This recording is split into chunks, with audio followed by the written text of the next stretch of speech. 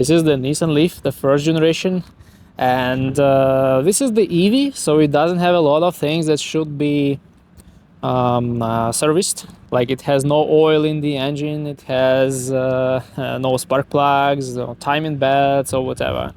So when it comes to the maintenance, there are still some regular things you will need to do. And first of all, for EV system, once a year you should inspect the charging port. Inspect the charging port for any damages. There are 2 charging ports in my case, you may have 1. And also make a EV battery usage report. You can make it with the help of Leaf Spy on you, or you can make it in the dealership or in some repair shop that repairs these Nissan Leaf cars. Then once every 2 years, additionally, you should inspect the charging port rubber cap. It's important that no water leaks here, because water and electricity are not really best friends. And also the cooling system should be checked for leaks. If you have any leaks, you should service the cooling system, repair it.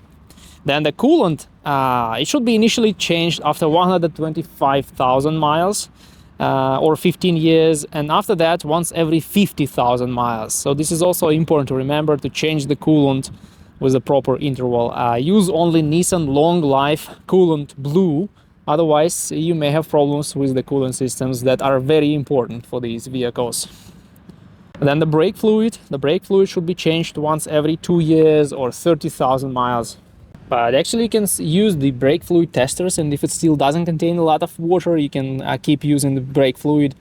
It will be okay. But usually 2 or 3 years interval is okay for brake fluid change, to just avoid issues with the brake corrosion and leaks and losing your braking power on the road. Then the cabin air filter should be replaced once every 2 years or 30,000 miles. And there is also the yearly inspection for these vehicles.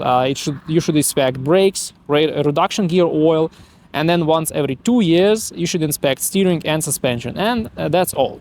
That's all for these cars. Mainly inspections, and nothing really serious and expensive in the service maintenance intervals.